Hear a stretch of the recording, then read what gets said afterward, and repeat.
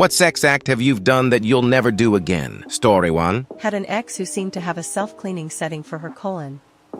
We dated for almost a decade. We were both afraid of marriage while being in our 20s, and like 2 years in, we discovered that she really enjoyed butt stuff.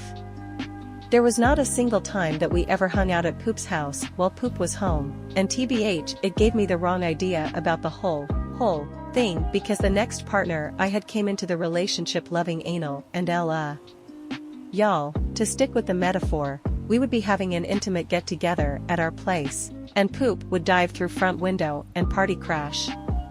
To abandon the metaphor entirely, this woman did so much butt stuff that she would sometimes shit while coming through vaginal-only stimulation. Once while we were fucking, and let me tell you how horrifying it was to look down and see your hog coated in liquid shit and knowing deep down that it's probably been a few minutes and she absolutely now has poop hanging out in her bat cave. Once while I was going down on her. We didn't get intimate in the dark anymore after that got in my beard, for a similar reason. I've dabbled since then with current partners, but it is a once in a blue moon thing, mostly because it's a hassle to the prep work, and also because I don't find incontinence attractive. Story 2. I met a guy on Grindr about a year ago who really wanted to try some water sports. Not really my thing, but I'll try anything once, twice if you're lucky. So after a couple dates he invites me to a bluegrass festival about 5 hours away in the Bay Area. The trip up was pleasant, lots of conversation, and more than a little roadhead. So we spend the day drinking and smoking in Golden Gate Park, having the time of our lives. We crash with my sister in Oakland and wake up early the next day to drive home. As we're driving, we decided today was the day, and we'd hold it all the way home and get dirty in the shower. This was a mistake. A whole day of drinking plus 5 hours worth of Monster energy drinks, coffee, and road trip food does things to a man. We get back to my place and make a mad dash to the shower.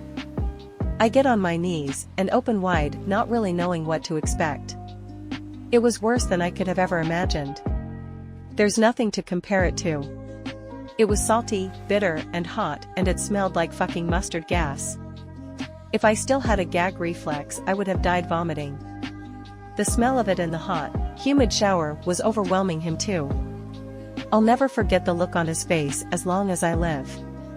It was obviously not at all what he expected, and it showed. He pinched it off and finished in the drain. I dried off, brushed my teeth, and walked him to his car. That was the last time I saw or spoke to him. I'm still pretty butthurt that he had the nerve to ghost me after all that. I still see him on Scruff from time to time, and I'll give him a woof just to make sure he never forgets. Story 3. This dude's post history is loaded with fairy tales. Like when he was voluntarily homeless for a year and survived by banging 6 different girls in exchange for food and shelter. Eventually, he was rejecting legions of other interested women because he was too burnt out on all the sex. Or when he met his future wife while she was sunbathing completely naked at the local hotel's public pool. Before approaching her, he asked his friends about this random guest's relationship status, to which they were able to answer with a suspicious degree of accuracy, and then he seduced her in about an hour, despite her already having a boyfriend. Or when he was 4 years old and boiled himself to the point of requiring a 3-month stay in the hospital to heal. I find it really amazing that the doctors in 1952 were capable of treating his burns well enough that he's still evidently attractive in his adulthood. Or when he met the wife of his famous celebrity friend, attempted a handshake, and accidentally shook her boob instead. Wow, how zany and relatable. Everyone makes mistakes, am I right? Or when his civics teacher questioned his IQ and got $100% Blue Epic Pond. Or this entire story. There's even more, including a really spicy, talked my way out of a speeding ticket meme, but I think you guys get the point by now. This guy is absolutely full of shit. Story 4. I've never told anyone this story, so maybe you guys can explain WTF happened. I'm uncircumcised. My girlfriend in high school gave me a rough blow job. A very rough blow job. It was my first one ever. Basically, she pulled the skin down. Hard. Like, as she was going down on me, she pulled the fur skin down with one hand as she sucked. She did it with a lot of force. As she's sucking, I'm in a lot of pain, but it sort of feels good to, like 98% pain, but I had never had the pleasure, so it was sort of worth it for me at the time. Anyway, as she's sucking, the pain gets worse and worse, and she's applying more force, and then snap. All of a sudden, I'm in a lot of pain. I don't really know what's going on down there, but it fucking hurts. I don't say anything. She keeps sucking me off. Honestly, I don't remember if I came or not. I just remember once we were done, I looked down at my penis, and that pit of flesh that connects the foreskin to the head had snapped. I don't know the name of it. A Google search shows me at least one person has called it the banjo string. Anyway, my skin would now flop down and not turtle my dick. It was just floppy saggy skin chillin' near the base of my penis. I was internally freaking out, but I didn't say anything. I was young and had issues. I didn't tell anyone and sort of hoped it would just fix itself. The human body is amazing. Because after 3 days, I was healed. Like, it grew back or something. Fucking awesome. I'm good to go.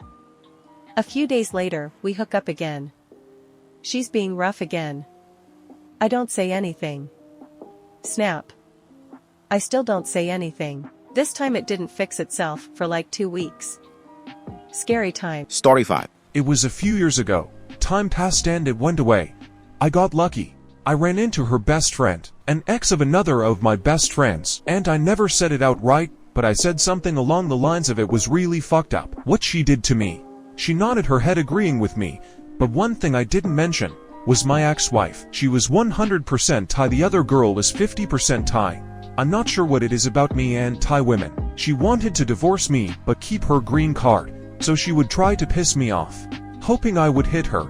I figured it out later after she had moved out. I found photos of all police slips of all the times she called the cops under her nightstand. And it was a picture she had my parents take. It was her facing covered in dry blood. Let me backtrack a minute here. We were at a party and she made me take her home. Once we got home, she demanded to go back to the party. Once we got back to the party, she bitched till I took her home. I took her home and she would not get out of my truck. Mind you, the trip we are taking is about 15 minutes one way. I tell her that I am not going to come back and drop her off if she doesn't get out of my truck. She stayed, and so I started driving back to the party. 3/4 the way back to the party and she's demanding I take her home. After repeated attempts to make me turn around, she starts grabbing at the wheel. By now the party is probably over. I'm tired and slightly drunk. She's crazy, so I turn around and go home.